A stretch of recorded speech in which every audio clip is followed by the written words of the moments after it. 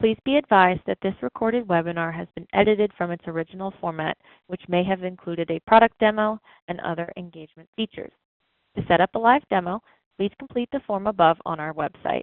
If you currently are not on our website and are watching this on our YouTube channel, there's a link to the website in the description of this video. Hello everyone, and welcome to today's webinar, Understand Domain Name Strategy. Safeguard your online ecosystem and defend against bad actors. My name is Christy DeMayo-Ziegler, and I will be your moderator. Joining us today is Justin Hartland and Quinn Taggart. Justin is CSE's Global Director of Products for the Digital Brand Services Division based out of London. Justin has spent more than 20 years in the domain name and brand protection industry and brings his wealth of knowledge to CSE clients. Quinn is a product manager for the Global Brand Security and assists clients in the areas of online, brand, and cybersecurity strategy. Quinn has been with CSE for over 20 years, and his wealth of knowledge and experience is appreciated by brand owners as he helps them to bring a better understanding to their evolving digital asset portfolio and minimizes their risk. And with that, let's welcome Quinn and Justin. Okay, well, I'm going to start off today, and thank you for the introduction. I'm looking forward to going through today's session with Quinn. What we're going to do today is we're going to talk about a good domain name strategy and look at various elements of that. But before we dig into that, Quinn and I are just going to go through a few examples of why this is so important. And I'll just start off with this one. Now, it's a little bit old, but this is regarding a company called Vinci. It's a French company, 300,000 employees. They're listed on the Paris Stock Exchange. And what happened was their main website is vinci.com. Somebody registered vinci.group, and they used this to send a press release that looked like it was from the CFO of Vinci to Bloomberg, basically saying that there's a profits warning. The impact of this was that 3.5 billion euros were wiped off the share price of Vinci. Huge issue for the company. And this was all coming from a domain being registered that obviously fooled people. It looks fairly convincing because Vinci go by Vinci Group. And so, this really did lead to a massive impact. So understanding your domain name portfolio is critical. And I'm going to let Quinn just go through another example of why this is so important. Over to you, Quinn. Thanks, Justin. Sometimes the threats can come from within. So as you're reviewing your portfolio of domains and the inventory that's accumulated over the years, you're likely going to come across some domains that probably look like, it's an old campaign or it's an older brand or something. And so we should just let that go and kind of thin out the herd. Possibly you can run into a situation like what recently happened with Samsung, in that they have an app out, a Chrome extension out, which is linked back to a domain name that was in their inventory, and they just let it go. And so SamsungInternet.com was sitting as a past renewal date, but of course the Chrome extension was still active. And it's the interdependencies of the domains within your own inventory that are going to be critical in situations like this. Is the domain used as a destination for URL forwarding? Is the domain used in a lot of backlinks? Do people have it linked to or from other websites? Understanding those interdependencies are going to be really critical in being able to make sure that you rationalize your portfolio appropriately. Back over to you, Justin. Thanks, Quinn. So just looking at threat targets that are really there for large corporations. Now, if we look at this diagram, effectively you have the internal threats and you have external threats. companies are really good at protecting themselves with the internal threat information. So putting up firewalls, making sure things don't get through. However, the vast majority of threats sit outside of that firewall. It's about 80%. And so we'll have a look at a few of those and why it's so critical when it comes to your domain portfolio. So these are various attack vectors. We're probably aware of quite a few of them. I'll just give you some examples. So for example, phishing, how is that related to domains? Well, this is where people might register a domain where there's the letter I in your domain and they replace it with a 1 and then it's used in a phishing attack. It's the same for typo squatting, where we see DNS hijacking or IP spoofing. These are all things that really are tied back into that global domain portfolio. So making sure that you are registering and monitoring the right things is critical when it comes to having a really good corporate portfolio. And if I just move on to the next one, this really digs a bit deeper. So as you can see, we have typo squatting. I just gave an example. You have where domains get hijacked. There's a lot of social engineering that happens with certain registrars if they don't have good security protocols. Malicious domain registrations. You can cut out some of that. We saw the example earlier, Vinci.group. That's a simple domain name that probably doesn't cost a lot of money to register, and that could have eradicated that risk. You get hijacked subdomains.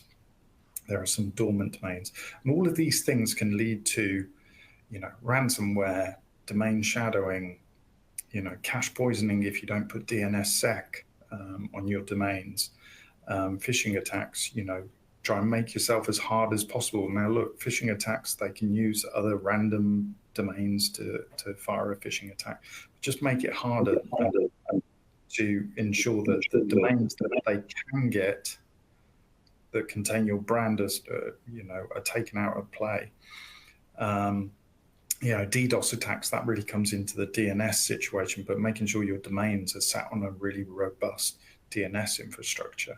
So all of these things need to be taken into account. And so Quinn and I are going to sort of walk you through in today's session some of the aspects that you can really hone in on to make sure you're making the right decisions to prevent these security threats. Now, dormant domains, Justin, is something that it's a bit of a newer buzzword, I guess, if you want to call it that. But, some folks might be thinking, well, if it's dormant, why is that a threat? Why should I consider that a threat? Maybe just give a couple of examples of how a dormant domain can actually be used in a vector. So, what happens is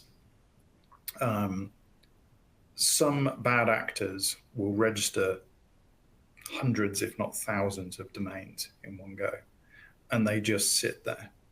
So even with a good domain monitoring system, you can pick up these names, but then you sort of see them just sort of sat there.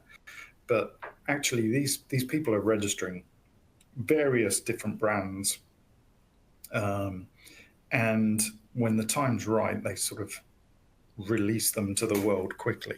But they can sit there for quite a long time without being used. And this is like on an industrial scale. And this is where, I think with the likes of AI coming into play, we're going to see more and more of this where, they're getting the computers to actually just generate the domains that they think are going to be the most effective in a phishing attack. And so making sure that we keep an eye on those and making sure that once they are enacted, that we take action, or we take a proactive stance and actually take action against those names before they're used in a bad way. So there's a lot of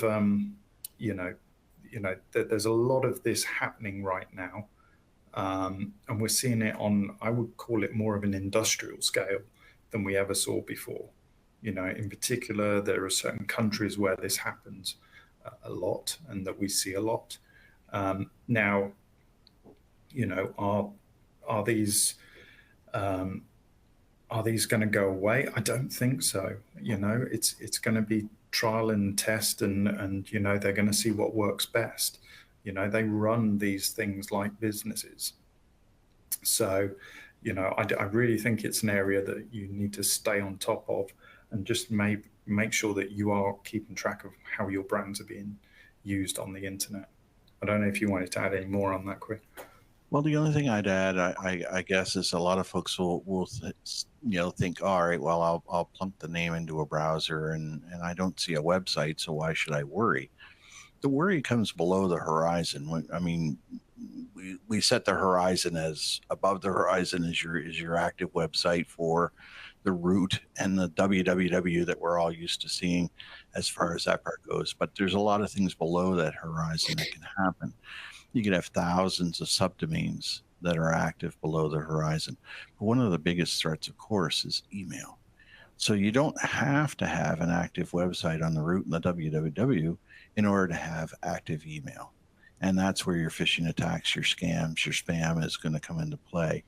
And that's why when we evaluate domains through monitoring, or even if we're doing some brand advisory team analysis, we'll look for those sorts of records and just make sure that they're not there, or if they are there, that we report it back, because that can easily be where the real threat is. Yeah, and not to get too techy, Quinn, but this is where we're looking at particular records within the domain. I don't know if you want to just explain in a layman's term what we'll be looking for, and all of this information is available for us to go and check. Yeah, so when we go through and do a rudimentary analysis, we're looking for, of course, the root and the www to see if they do resolve to live content, but then we're looking for whether or not they're configured for email. We're looking to see whether or not there's an SSL certificate associated with the domain name. All of those can imply some criticality and some use. Now, when we analyze a client's portfolio, we do exactly the same thing, and we look for those elements. And we're also looking for domain security elements, things like DNSSEC. Does it have registry lock? CSE's mode of that is called multi-lock, so you'll hear that interdependently. As well, we'll look for other email security type settings like DMARC and SPF and TXT. All of those technical records will imply a certain degree of usage or planned usage. And that's really the crux of it all. Being able to identify those thousands of domains that are getting registered that Justin referred to is one part.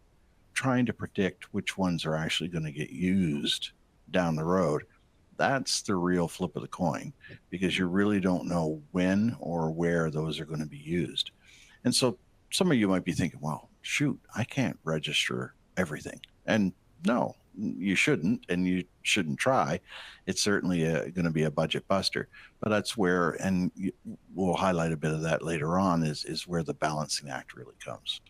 Yeah, and I know you'll cover this later, but it's the one thing that we advise on, and I know Quinn's done this many times, is that in a way, if you're looking at your portfolio, you need to kind of do a bit of a forensic deep dive on your domains, because by and large, if you've got a portfolio of domains that is a couple of thousand, even a couple of hundred, do you honestly know what each of those domains are being used for?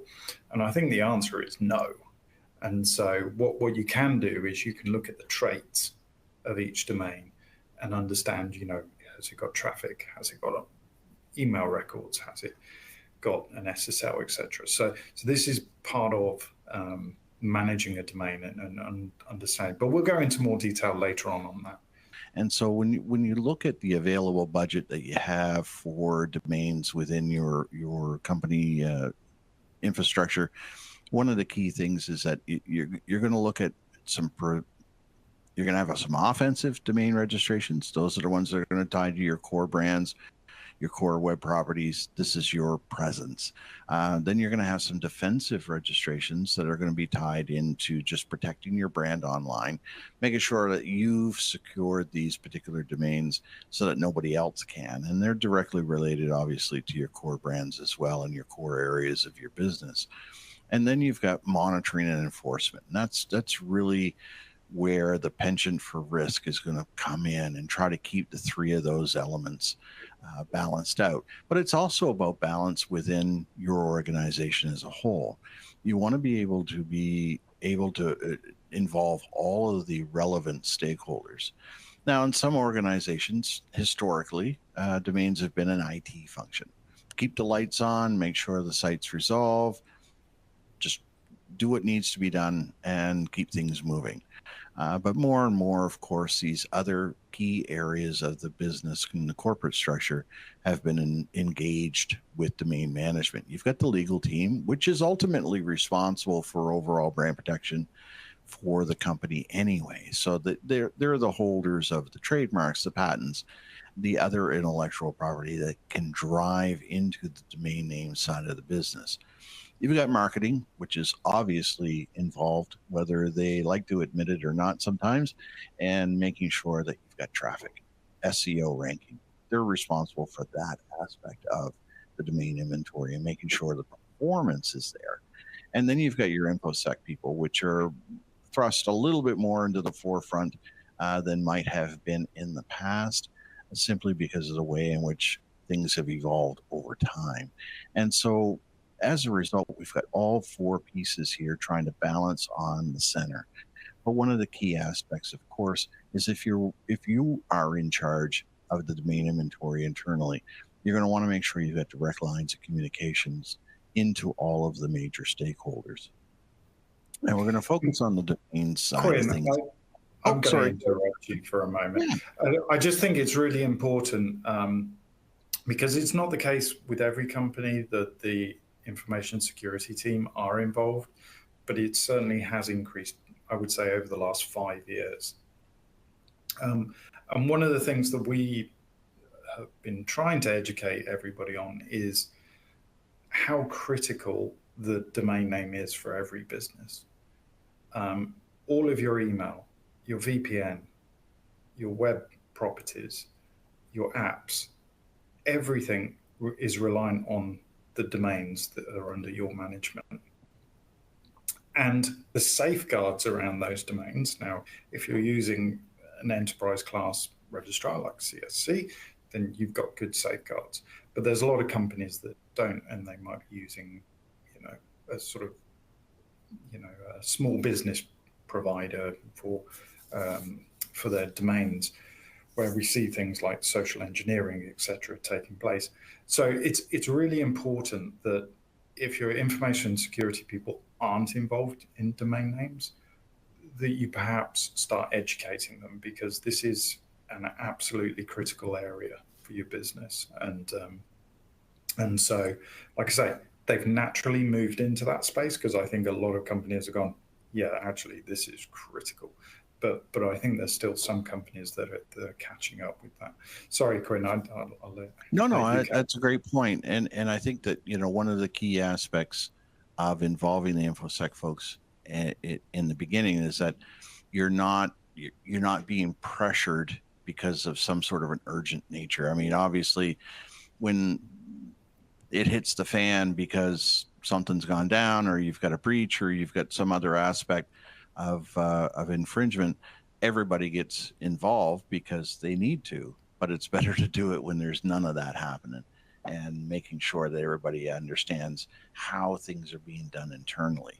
Now, it might require, once you've got some of the extra stakeholders involved, might require a little bit of extra education, as Justin mentioned, but also too, some process improvements. You may not have a formal domain name policy or processes in place, but it's something to consider. And they're really easy to go and put into place and make sure you've got the support that you need. So we'll take a step back for a second, and we'll look at some of the basic pieces. So one of the big things, of course, is the domain name life cycle. Now, some people think, well, it's my domain, I own it. Yeah, as long as you keep making your payments, it's yours. But technically, we look at domains as a lease. And like with any other lease, as long as you keep making the payments and you keep renewing the domain name, it is yours to operate with and at your leisure. However, with the life cycle of the domain, as we follow the wheel around clockwise, once the domain expires, it goes into a bit of a grace period.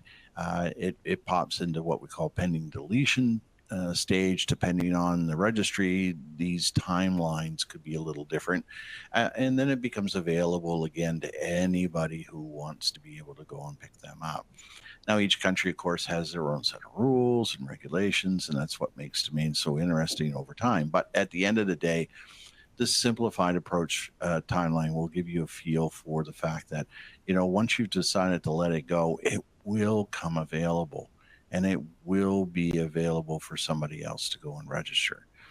If you don't like that idea, if you think that that's a risk factor for you, then that's part and should form part of your thought process and your review process when you're looking at the inventory in your system. Because if you have it right now and you keep renewing it, it's yours and you protect yourself. And sometimes there's going to be some really good cases where that's going to be important for you to do. So another key aspect, of course, we talked a second ago about involving all the stakeholders. So this is a very simplified approach. I affectionately call these the spaghetti diagrams because it just looks like a plate of spaghetti to me anyways. And this is where working with an enterprise level provider is helpful. Typical corporate environment right now, you've got inside counsel, outside counsel, the company directors and executives. We've got all kinds of risks that are competing for time and money internally. And then, of course, you've got your web properties and everything that has to be out there, all of your intellectual property that goes along with it. It can get very confusing very fast. But one of the things that CSC can help our clients with, and being that interceder in the middle, is that we can form part of your team. We can come in between yourselves and your outside counsel and be able to really just solidify that internal relationship. We can facilitate process improvement. We can help with education and the like, but putting CSC right here in the middle of everything, and I can't draw with my mouse, but putting us in the middle is really important for us, and we can absorb a lot of that extra stress. Justin, did you want to comment on that? No, I was just laughing about your drawing. Yeah, okay, thanks a lot. I need an actual pen. Trying to draw with a mouse is not easy. Into some practical things that everybody can think about with their domain portfolio. And Quinn and I decided to break this down into sort of 4 elements. So we're going to have a look at what can you do with regards to domain registrations, what you should be thinking about with domain transfers, domain lapsing, and also blocking services which are out in the marketplace. So I'll start off by going through registration strategies. So here are a number of things that you can think about when it comes to a registration strategy. So I'm going to start off with the second point, and I will come back to brand launches. So the first is domain availability reports. So this is really important to benchmark what you do have, what you don't have, what third parties might have. And it might be that they're legitimate third-party registrations. That does happen, especially if you've got a generic brand name. But that really gives you an idea of what is available in the world and where are my gaps and what do I need to fill. You might want to just narrow it down to the new GTLDs. So new GTLDs were introduced 10 years ago. There are a lot of them, and so you may want those just to analyze that. It's an area where some of them have registered many millions because they've been offered to the marketplace in very sort of cheap or even almost given away. So that does come with risks associated. So it can kind of benchmark where you are and make sure that you're safe on that.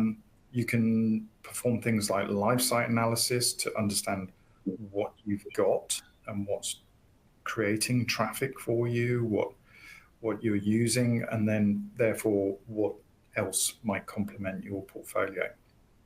Something simple is just to take your trademark portfolio and reconcile it against your domains, and that can also help spot gaps. And not for everybody, but you can do a typo and keyword analysis. In particular, companies that suffer from phishing tend to like looking at typo analysis because, you know, quite often, as I mentioned, there are certain brands where certain characters might get flipped. And so therefore, it's really good to have a look at what's out there, who's registering it. Do we want to register these defensively just so we take them off the market and mitigate the risk? And I'm going to go back to brand launches because this is an area that's super important, and we see it time and time again.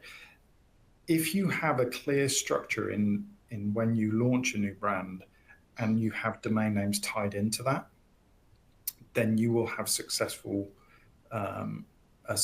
time from a domain perspective. If you don't, it can cost your business a lot of money. And I'm going to let Quinn say a few words on this because I know Quinn's worked with a lot of our customers in supporting them with brand launches. So over to you, Quinn. Yeah, thanks, Justin. I think one of the key factors when it comes to a brand launch is engage your provider early and making sure that you understand what the landscape's going to look like before you start doing any kind of marketing or filing trademarks. Now, one of the key things when you start comparing domain names with trademarks is that when you file for a trademark, it takes time. 2 years is a nominal amount of time for a trademark to be accepted because there's a process that has to be done. It has to be published for opposition. People have to have a chance to go and say, no, I think that's infringing on our mark. You're not allowed to do that. You don't get that kind of situation with domains. Domains are instant almost, and it's first come, first serve. But one thing about the trademarks is that when you file that trademark application, it becomes public knowledge. People can search for that. And if it's pending, then you're tipping your hat in your hand as to what you've got planned. So timing of the domain registrations to your trademark filing is extremely important, especially if it's a new brand, making sure that you've got those domains up front. You don't necessarily have to have a trademark in order to be able to secure the domain. So take advantage of that. Make sure you get what you need up front. You can always expand the reach later on if things are successful. But one of the key aspects of it is making sure that you've got that base. You've got the COM, you've got your local CCTLDs. If you're based in London, you want UKs and co-UKs. If you're based in Germany, you want the DEs. You've got to have that base to get started with it. But also one of the key aspects, and we see this time and time again, where the brand thought process gets way down the road, and then realizing, of course, that the domains are not available. Now that can be very disheartening, especially if you've got a lot of weight into the process up until that point, and now you're kind of stuck. It's like, well, that's our preferred piece. We've already got things done. Marketing is ready to go. Yeah, but you don't have the domains. Now what? And people are left scrambling, trying to figure out, well, how am I going to make that work? Involving us early in the process can help. We can use the availability checks and some other tools to go and try to map out what the landscape looks like and potentially give you some alternatives that might help guide you through. You still might have to make some adjustments, but at least you didn't waste a whole lot of time, effort, and money to get all the way down only to find out that you can't get the domains that you were looking for. Thanks, Quinn. Okay, so I'm going to just go through the next section, and then I'll pass it back to Quinn. So looking at domain transfers, so I've spoken on previous webinars about the advantages of consolidation. So in many cases, a lot of companies do have all of their domains centrally managed, but not in every case. And so what we find is it means that you workflows, there is no way of knowing who is the provider immediately if there are any issues on domains. There's a number of advantages in having that consolidation. And so as part of your domain strategy, you should have a clear process. Now, it may be that you choose two providers. Again, I'm not sure if that is the right maneuver for certain companies. It might be. For some others, I don't think it would be. But you have a clear policy of like, this is our provider, like you do with many other services that you use. The second part here is global compliance. So this is becoming more and more important. We are seeing here for example, in the European Union, that they are looking at the registries who run .de, .fr, etc., to put in place more compliance and more know your customer, which feeds down to registrars such as CSC and every other registrar that works in those countries. And what that means is there will be more loopholes. They will want you to have the correct data. They will be checking that data. They will be requiring certain information when you register new domains. If you do not comply, they will suspend domain names. So it's really important that you understand that these things are happening, and that you're working with a registrar like CSC who is always looking and speaking to the registries about what those compliance needs are. Making sure that you've got a clear process when you enforce against domain names. So for example, we've seen in the past that certain companies have really good enforcement process, and those names sit with, I don't know, some small registrar, but they never get moved into their actual portfolio. And those names have still got content which might be egregious to their brand. So really it's making sure that you've got the full circle of process in place for your enforcement. So once that enforcement takes place, once you've been given the green light that domain is now under your control, that you then transfer it to your preferred provider. And what we also recommend is, if you are managing your domains through CSC, is that you would also incorporate something within your portfolio to say that, we recovered this name. So, and Quinn will maybe touch on that when we talk about lapses next, on why that's important. And then the final thing here is when you're with a company that does a lot of acquisitions, having a clear process for this. And that, again, it's a bit like brand launch when it starts off. Sometimes what we find is if two really well-known brands come together, a whole load of speculators will go out there and register those two brands together, .com, .co.uk, whatever those extensions are. So you need to start thinking about those things from that stage, but then also looking at consolidating those portfolios together. I don't know if you wanted to add any more. Again, I know you've done a lot of work on sort of M&A with our customers, Quinn. Yeah, the key thing for M&A is to think of it like the bad guys might. And you made a good point of, domains get registered that combine the two company brands or company names together, and they're just speculatory, but they're still aggravating because, it's infringements on both sides. But it is, again, very much like the brand launch, as Justin mentioned, involves CSC early. Get us in, let us have a look, let us map things out, let's see what the risks are. You as a company may be taking a very structured approach on your domain name inventory. You may have a really good grip on what you have and so on, but the company being acquired might not, and they may have domains in about 80 different places. Bit of an exaggeration, but it comes down to they may not even understand what they have when it comes to domains. And so, being able to try to help rope those in and realize where they might be and how we're going to try to wrangle them all in after the M&A gets solidified is going to be the big challenge. And it's better to do that when there's no panic into the conversation. And that's usually the big key is getting in there early so that we don't have to panic. Yeah. So I'll pass it over to you now, Quinn, to talk about lapses. Yeah, thanks, Justin. We spent here at CSC a lot of time dealing with analysis on strategies as it relates to lapse. And so one of the marketing materials to download from today's webinar is on our lapse strategy best practice document. And we've really kind of narrowed it down to stop, review, action. That's kind of like the 3-step approach. But one of the big keys to any kind of thinning of the herd is understanding and quantifying the risks. So if you are a bank or somebody that deals in financials, typically that industry is what we would consider to be risk adverse.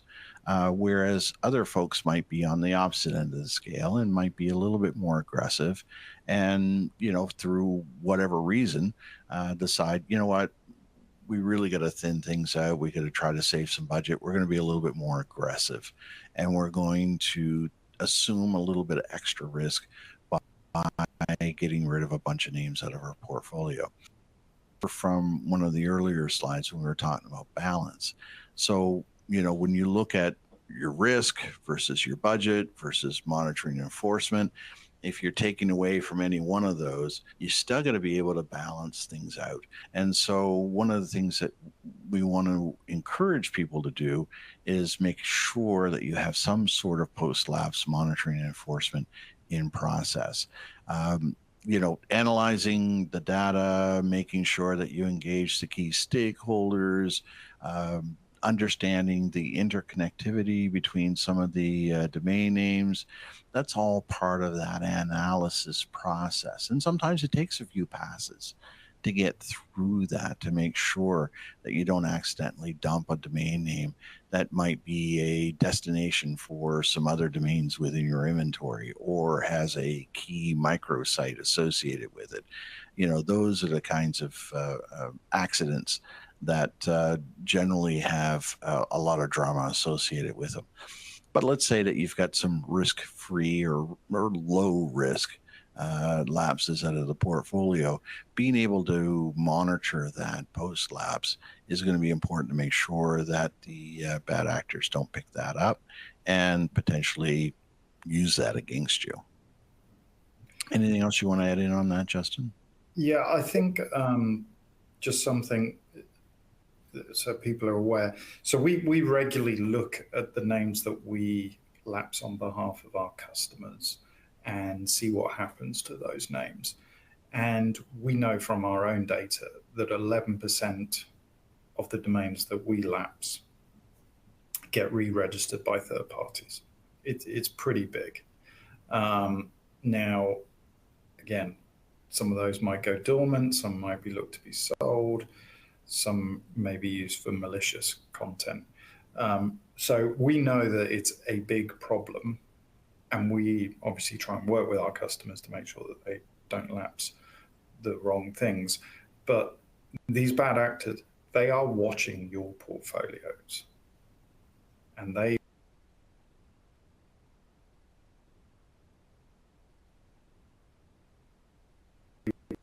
start using AI and other things to basically tell it's lapsed. So yeah, it is a really big problem, and I think it's an area that, at the end of the day, if you lapse all of these, and Quinn's right, you need to have monitoring and enforcement, you may end up spending a lot more money on enforcing your rights, the names that you actually owned, than the benefit of lapsing them and freeing up some extra budget. So, really be careful when you're taking decisions on this, which is why Quinn's right. You need that sort of forensic look at your portfolio. And 10% doesn't sound like a lot, but it will add up. And then one of the last things, of course, is looking at a blocking strategy. There are blocks available in the new GTLD side of things, and some of the blocks are starting to dip into what we consider to be the regular domain extensions as well, the CCTLDs and the GTLDs, the normal GTLDs. But this can get really complicated really quick. And so this is why we encourage people to, reach out and we can go and take a quick analysis across your core brands and make sure that you're covered. There is a tipping point cost-wise when it comes to covering a block versus registering the domains that go along with it. And again, like before, it's about balance and making sure that you're putting your money in the right spots.